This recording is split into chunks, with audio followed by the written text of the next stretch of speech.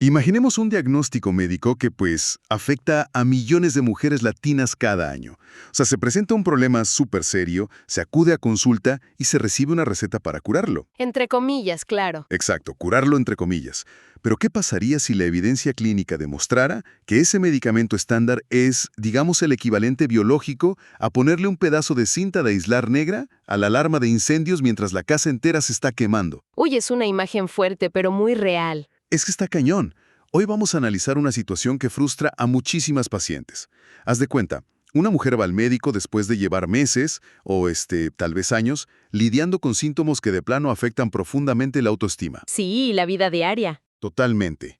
Hablamos de acné severo, quístico, súper doloroso, una caída del cabello que parece no detenerse con nada, quizás la aparición de vello facial grueso que obliga a buscar métodos de depilación constantes. O el escenario más doloroso para muchas, ¿no? Llevar un chorro de tiempo intentando un embarazo y que simplemente no suceda. Ajá, la paciente se sienta en el consultorio, explica todo este calvario y la respuesta es casi un reflejo automático. El diagnóstico es síndrome de ovario poliquístico y la solución que se imprime en la receta es una caja de pastillas anticonceptivas. Así de rápido. Así de rápido. Pero hoy vamos a descubrir por qué esa receta, pues, podría estar apuntando al órgano completamente equivocado. Es un escenario clínico tristemente universal. O sea, lo que durante décadas se ha presentado en los consultorios como una cura definitiva. O al menos como el estándar de oro, ¿no? Exacto, el estándar de oro. Termina siendo en realidad una ilusión médica que esconde un problema muchísimo mayor. Y por eso, en nuestra inmersión profunda de hoy, vamos a desmantelar esa ilusión paso a paso. Tenemos sobre la mesa una pila de fuentes verdaderamente fascinantes. Súper interesante, sí. Principalmente estamos analizando fragmentos detallados del texto clínico La trampa del SOP del doctor Alexis Carrasco. Esto junto con los hallazgos centrales de su libro, de 2026, Activo Vital. Que ahorita es el bestseller número 1 en Amazon, por cierto. Sí, es un fenómeno. Pero bueno, no nos vamos a quedar solo en la teoría moderna.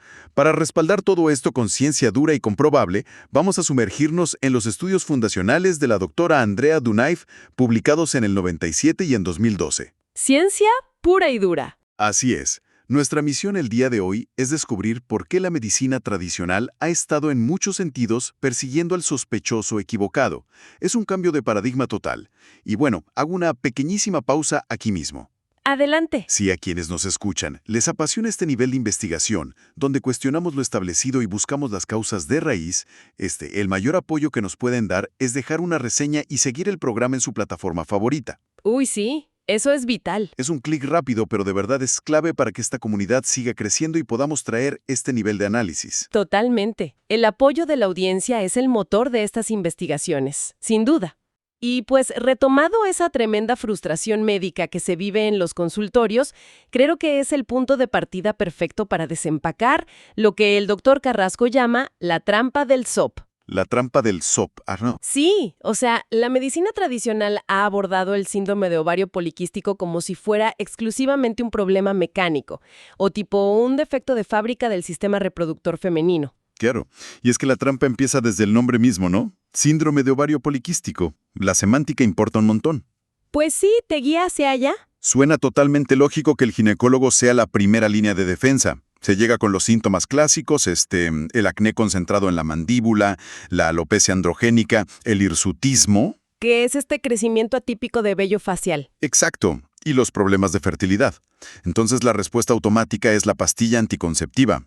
Sin embargo, nuestras fuentes documentan que el doctor Carrasco advierte categóricamente que recetar anticonceptivos para esto es, y cito literal el texto, un error grave. Así lo define, un error grave. Y aquí me surge una duda genuina.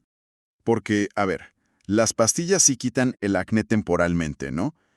¿Por qué se considera un error tan grave en la literatura clínica? Mira, para entender la gravedad de ese error, tenemos que analizar el mecanismo real de la pastilla anticonceptiva. O sea, ¿qué le hace realmente al ecosistema del cuerpo? Ok. La percepción de la gente es que la pastilla regula las hormonas o cura el ovario. Pero a nivel biológico, de plano no está haciendo ninguna de las dos cosas. Entonces, ¿qué hace? Lo que hace la pastilla sintética es, literalmente, apagar el sistema reproductivo. Haz de cuenta que toma el control remoto de la comunicación entre el cerebro y los ovarios y desconecta la señal. O sea, no estamos hablando de una reparación del sistema operativo.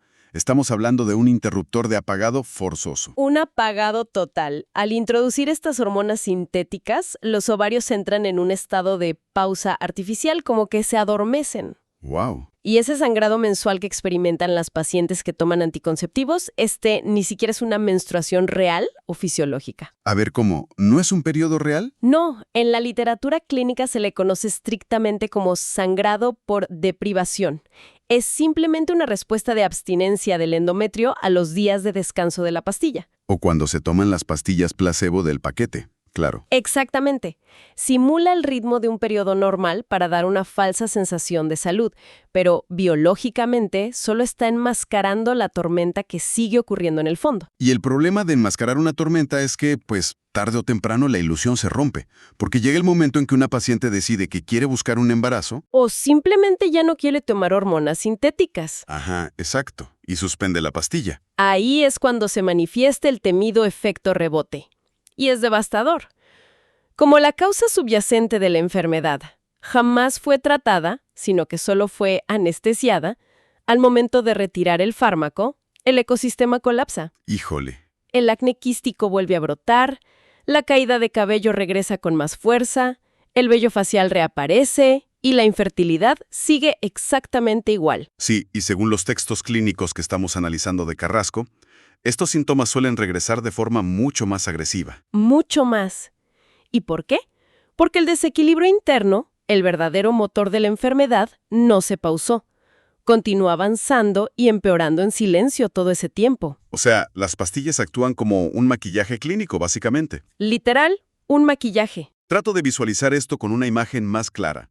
Darle pastillas anticonceptivas a alguien que sufre de SOP es el equivalente exacto a ir conduciendo por la autopista que de repente se encienda la luz roja intermitente de revisar motor en el tablero. Ajá, el famoso check engine. Ese mero. Y en lugar de detenerse y abrir el cofre para ver qué está humeando, el conductor toma un trozo de cinta de aislar negra y lo pega justo sobre la luz de emergencia. Resolvió el problema visual, digamos. Exacto, la alarma visual desaparece. El tablero se ve impecable de nuevo, pero las piezas del motor se siguen desgastando, el aceite se sigue filtrando y eventualmente el coche va a sufrir una falla catastrófica. Es la analogía perfecta. Así que surge esta pregunta incisiva que cambia toda la dirección de nuestro análisis. A ver, si las pastillas solo apagan la alarma visual, si son solo esa cinta negra en el tablero, ¿qué es lo que realmente está fallando bajo el cofre? Ese es justo el punto de inflexión de toda la investigación del Dr. Carrasco en Activo Vital. El descubrimiento clave, que es un verdadero giro de trama a la endocrinología moderna, es que el SOP, en la inmensa mayoría de los casos documentados, no es una enfermedad ginecológica en absoluto. Ok, a ver. El origen del problema no está en el sistema reproductor. Es una enfermedad metabólica y endocrinológica. A ver, espérame. Detengámonos ahí porque esto choca de frente con lo que se asume popularmente. O sea, el problema central del síndrome de ovario poliquístico. No empieza en el ovario. Así de radical es el cambio de paradigma. Tenemos que dejar de mirar la pelvis y empezar a mirar el abdomen. El verdadero culpable, el órgano que está fallando y humeando bajo el cofre, es el páncreas. El páncreas. El páncreas.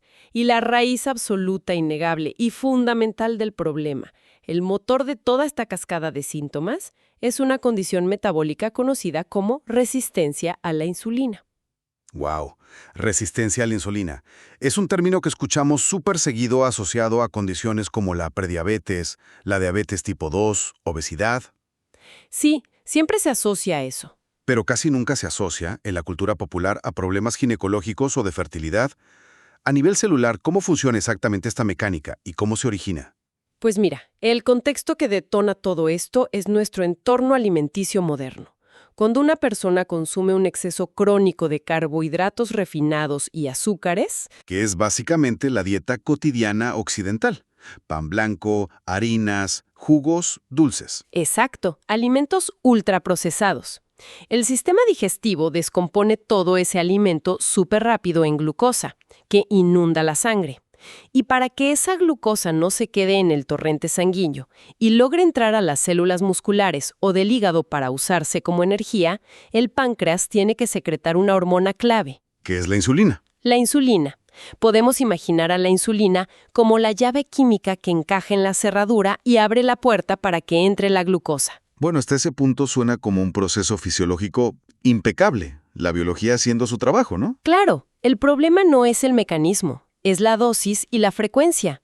Cuando el cuerpo es bombardeado con un exceso constante de azúcares y carbohidratos desde que amanece hasta que anochece, o sea, año tras año, las células se saturan de energía. Se llenan. Se llenan al tope. Entonces llega un punto en que se protegen y se vuelven sordas a la señal de la insulina. Modifican sus cerraduras. Es la célula diciendo algo tipo, ya no quiero más glucosa, estoy al límite de mi capacidad. Ah, ok. Y eso es la resistencia a la insulina. Precisamente.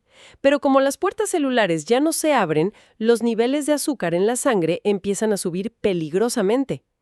El páncreas detecta esta emergencia, entra en estado de pánico y su única solución es enviar más llaves. Entra a trabajar a marchas forzadas. Literal, libera niveles altísimos, verdaderamente tóxicos, de insulina al torrente sanguíneo, tratando de derribar a la fuerza esas puertas celulares cerradas. Entiendo. Entonces el resultado es un torrente sanguíneo crónicamente inundado de insulina. Y a ver, la insulina es una hormona anabólica. Es súper potente. No se queda simplemente flotando sin hacer nada. No para nada, está dando vueltas por todo el cuerpo, interactuando con otros sistemas. Y aquí es donde se cruzan la endocrinología y la ginecología. A ver, cuéntame de ese cruce. El descubrimiento clínico revela que, a diferencia de los músculos o el hígado, que desarrollan esta resistencia para protegerse, los ovarios son glándulas que se mantienen extremadamente sensibles a la insulina. O sea, nunca se vuelven sordos. Nunca. Por lo tanto, los ovarios reciben todo el impacto, sin ningún filtro, de ese tsunami tóxico de insulina que el páncreas está enviando a la sangre. Ok, trato de visualizar esto de forma lógica, porque aquí es donde las piezas pueden parecer confusas. El páncreas está enviando olas y olas de insulina. La lógica me diría que los ovarios, al recibir todo ese impacto, pues simplemente se agotarían, ¿no? Se atrofiarían. Ajá, suena lógico. Pero los textos de Carrasco sugieren que hacen exactamente lo contrario. Se hiperactivan. ¿Cómo es posible que una inundación de insulina genere síntomas tan físicos y de apariencia masculina como el vello facial grueso o la calvicie? Sí, parece que falta un paso ahí. Exacto, parece que nos falta un puente crucial entre comer demasiados carbohidratos y que el folículo capilar reaccione así. Esa es la pregunta fundamental que requiere ciencia dura para responderse. Y afortunadamente no tenemos que adivinar o teorizar el mecanismo, porque aquí es donde entra la brillantez de la doctora Andrea Dunaif. En el 97. Exactamente, en 1997.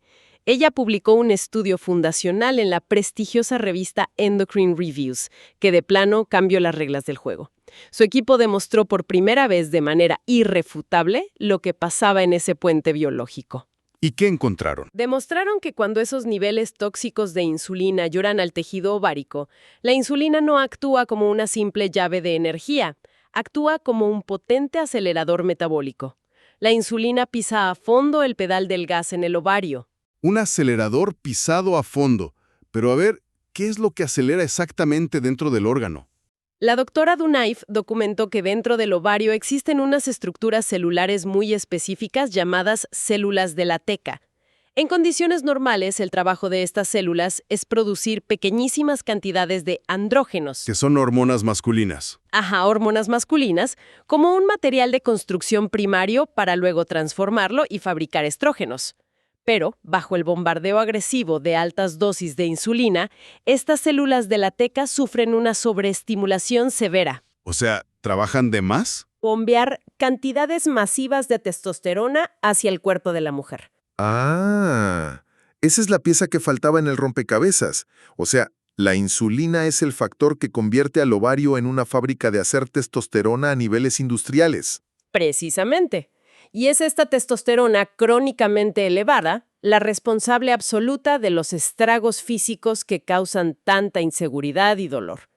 La fisiología femenina simplemente no está diseñada para procesar cargas tan altas de testosterona. Claro, tiene todo el sentido. Por eso se detona el acné quístico.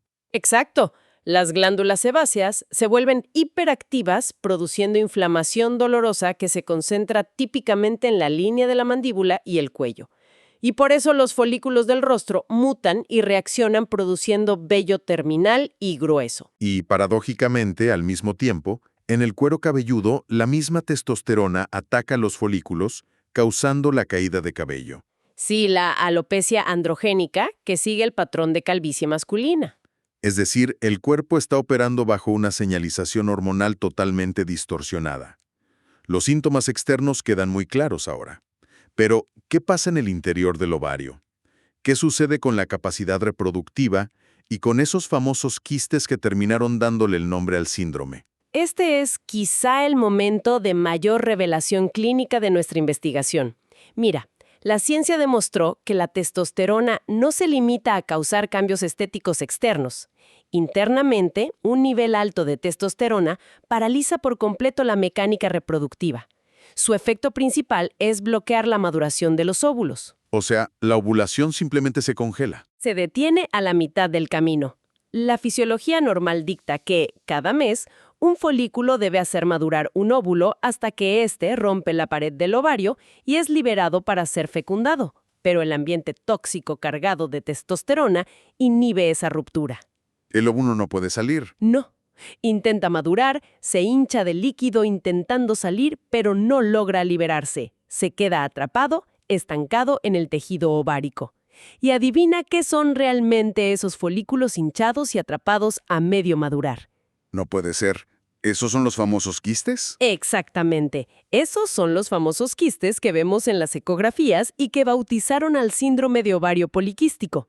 La palabra quiste aterra a muchas pacientes porque suena a tumor o a un crecimiento anormal. Sí, suena gravísimo. Qué revelación tan impresionante para quien nos escucha y, no sé, ha pasado años creyendo que su sistema reproductivo estaba roto. Si analizamos todo este mecanismo, la conclusión es que los ovarios no están defectuosos por naturaleza. Trato de armar una analogía. Los ovarios son más bien como empleados extremadamente diligentes trabajando en una fábrica de ensamblaje muy precisa. Es una excelente forma de verlo. Empleados que están siguiendo órdenes químicas al pie de la letra. Exacto.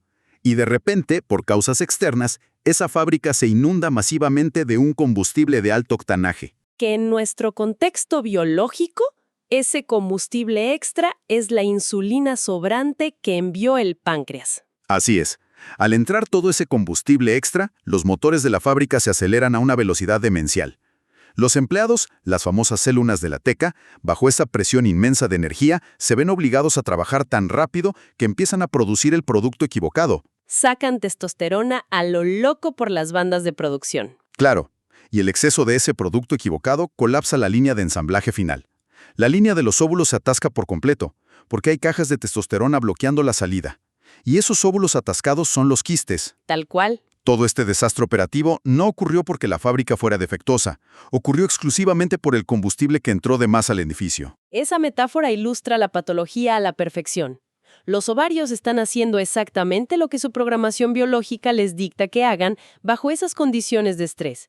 Están tratando de sobrevivir en un ambiente inundado. Definitivamente no son los culpables. Son las víctimas principales de un páncreas hiperactivo y de un entorno alimenticio saturado. Ok, teniendo todo este panorama claro, la pregunta inevitable que surge ahora es sobre la solución. Si ya sabemos sin lugar a duda que el problema real es la marea de insulina que inunda la fábrica, ¿cómo detenemos esta sobreproducción sin recurrir al parche de las pastillas? Claro, sin ponerle cinta al tablero. Ajá, ¿cómo logramos apagar el fuego metabólico en el cuarto de máquinas en lugar de solo ventilar el humo? Aquí es donde entra la propuesta de tratamiento real, el cambio de paradigma profundo que Carrasco documenta exhaustivamente en Activo Vital. Él lo enmarca en un concepto que resulta profundamente empoderador para las pacientes: recuperar lo que él denomina la soberanía biológica. Soberanía biológica, suena superpotente. Lo es. No es otra cosa que devolverle al cuerpo su capacidad innata de regularse a sí mismo, sin depender de fármacos sintéticos crónicos o químicos externos que solo silencian el cuerpo. Suena a retomar el control absoluto del territorio interno. ¿Y cuál es la estrategia clínica puntual que proponen nuestras fuentes para lograr reclamar esa soberanía? La intervención principal no ocurre en el mostrador de una farmacia, sino en la aplicación práctica del estilo de vida. El protocolo se centra en un objetivo físico claro: limpiar los receptores celulares de insulina y obligar a que los niveles de esta hormona caigan y se mantengan en niveles basales. Ok. Y la herramienta científica para lograrlo se llama crononutrición. Crononutrición. A ver, suena a un campo muy especializado. Vamos a desempacar esto, porque es crucial. Cuando hablas de limpiar los receptores celulares y llegar a niveles basales, ¿cómo se ejecuta eso en el día a día? ¿Cómo recuperan las células su capacidad de escuchar a la insulina? Hay que entender que la crononutrición estudia cómo el reloj circadiano y los tiempos en los que comemos afectan nuestra respuesta metabólica. El principio fundamental es que la digestión constante exige insulina constante. Lógico. Si una persona come desde que se levanta y está consumiendo pequeños snacks, galletas o bebidas dulces durante todo el día hasta que se va a dormir, el páncreas nunca descansa. La insulina nunca baja. Claro, está bombeando todo el día. Exacto. Entonces, la estrategia no se trata solamente de qué se come, que obvio implica reducir los carbohidratos refinados, sino de cuándo se come. Al espaciar adecuadamente las comidas y permitir que el cuerpo experimente ventanas de descanso digestivo real, se corta el suministro continuo de glucosa. Y al no haber picos de glucosa, el páncreas finalmente deja de bombear insulina. Es como cerrar la llave de paso de agua principal de una casa inundada. ¡Qué buena imagen! ¿Y qué es exactamente lo que ocurre a nivel microscópico cuando se logra ese nivel basal de insulina del que hablas? El nivel basal es simplemente el estado de reposo natural del páncreas. Cuando la marea de insulina baja y se mantiene así durante varias horas, ocurre una maravilla biológica. Los receptores de las células, esas cerraduras que se habían vuelto sordas por la saturación, tienen el tiempo para limpiarse y recuperar su sensibilidad original. Vuelven a escuchar el llamado de la insulina. Exactamente. Me imagino que al restaurar esa sensibilidad celular, se detiene el ataque sobre los ovarios. Ocurre una reacción en cadena 100% natural. Como el acelerador metabólico se ha soltado por fin, los ovarios dejan de recibir esa orden de hiperactividad. Las células de la teca se relajan y detienen inmediatamente la sobreproducción de testosterona. Y al caer los niveles de testosterona en la sangre, pues caen los síntomas físicos como fichas de dominó. Exacto. El estímulo androgénico desaparece por completo. Sin testosterona alta, las glándulas sebáceas de la piel reducen su producción de sebo y el acné quístico comienza a desinflamarse. El ambiente hostil en el cuero cabelludo se neutraliza, permitiendo que el cabello deje de caerse. El crecimiento de vello facial se frena. ¡Wow! Todo se revierte. Y el impacto más profundo, al no haber un muro de testosterona bloqueando el camino, los óvulos finalmente tienen vía libre para completar su maduración. Logran romper la pared ovárica, se liberan y la ovulación se restaura. Los periodos regresan de forma natural y la fertilidad vuelve a ser posible. Oye, esto de limpiar los receptores celulares bajando la insulina suena exactamente como reiniciar un dispositivo tecnológico que colapsó, ¿no? A ver, ¿cómo? O sea, si un celular se queda congelado porque tiene 50 aplicaciones pesadas abiertas consumiendo toda la memoria RAM, la solución lógica no es tirarlo a la basura, tampoco es ponerle cinta en la pantalla para no ver el error. Claro. Lo que se hace es apagarlo, dejar que el procesador descanse, limpiar la memoria caché y reiniciar el sistema. Al prenderlo, el software original vuelve a funcionar de manera fluida y perfecta. Esa comparación tecnológica es muy certera. Mediante el descanso digestivo se está permitiendo que el hardware natural de la biología vuelva a correr su software evolutivo original sin interferencias químicas. Ahora, conectando este concepto de la soberanía biológica con un panorama más amplio. Vivimos inmersos en una era de sobreinformación médica brutal. Basta con abrir una red social para ser bombardeado por 1000 dietas, suplementos que prometen milagros o tés exóticos. Uf, sí, abundan. Ayúdanos a entender algo fundamental aquí. ¿Por qué es tan indispensable fomentar este pensamiento crítico y comprender el mecanismo celular profundo, en lugar de solo seguir consejos superficiales? Esa reflexión toca el núcleo de cómo la sociedad consume información de salud. Comprender el porqué detrás de una patología, asimilar el mecanismo como entender que la insulina detona a la testosterona, tiene un poder psicológico enorme sobre las pacientes. Te empodera. La saca inmediatamente del rol de víctimas pasivas que solo obedecen recetas y las transforma en dueñas absolutas de su proceso de sanación. Cuando se entiende la fisiología real, el marketing médico de soluciones instantáneas pierde todo su poder. Se comprende lógicamente que la curación verdadera requiere constancia, porque implica transformar desde cero el ambiente celular. Exacto. Y no solo tragar una píldora mágica que esconde el dolor. Y es imperativo recalcar que esta no es una teoría alternativa o un movimiento de moda. Sí, es crucial subrayar la ciencia, porque a veces al hablar de nutrición los más escépticos lo tachan de medicina blanda, pero las fuentes muestran décadas de rigor clínico. Total y absoluto rigor clínico. Para cimentar esto, la actualización de 2012, publicada por Diamanti Kandarakis y la doctora Dunaif, reafirmó de manera contundente lo que ya sospechaban en el 97. ¿Qué concluyeron ahí? Concluyeron definitivamente que el hiperinsulinismo no es un síntoma secundario, sino que es el motor principal absoluto del SOP. La ciencia ha estado ahí, documentando durante casi 3 décadas que la verdadera raíz es metabólica y no ginecológica. De recetar pastillas automáticas sigue estancada en un paradigma de hace 50 años. Ha sido un viaje intelectualmente fascinante a través de estos textos. Sin duda alguna. Para hacer una recapitulación rápida de todo el rompecabezas que hemos armado hoy, si un solo concepto debe quedar grabado en la memoria de quienes nos escuchan, es que el síndrome de ovario poliquístico rara vez es un problema de ovarios defectuosos. Esos quistes y esos síntomas dolorosos son la respuesta biológica de supervivencia de un órgano increíblemente sensible. Así es. Un órgano atrapado dentro de un ambiente interno inundado de insulina a causa de una alimentación completamente desalineada con nuestro diseño original. Totalmente de acuerdo. La conclusión final que nos deja el doctor Carrasco es que el ovario actúa únicamente como el mensajero del desastre metabólico. De ninguna manera es el culpable. El ovario es el mensajero, no el culpable. ¡Qué frase tan espectacular para enmarcar! Bueno, con esa claridad estamos llegando al límite de nuestro tiempo por hoy. Aprovecho estos últimos segundos para recordarles a quienes nos acompañaron hasta aquí que por favor dejen una reseña y sigan el programa. Sí, su apoyo es súper importante. Sí, es la métrica más vital que tenemos para justificar la producción de inmersiones profundas con esta calidad de investigación. Se los agradecemos de corazón. El agradecimiento es inmenso. Y bueno, para despedir nuestro análisis científico de hoy, me gustaría dejar una última idea flotando en el aire. Un concepto para que cada persona que nos escucha lo reflexione por su propia cuenta. A ver, cuéntanos. Como algo tan cotidiano como un exceso crónico de carbohidratos es capaz de alterar de manera radical la identidad hormonal de una mujer, al punto de convertir sus ovarios en maquinarias generadoras de testosterona.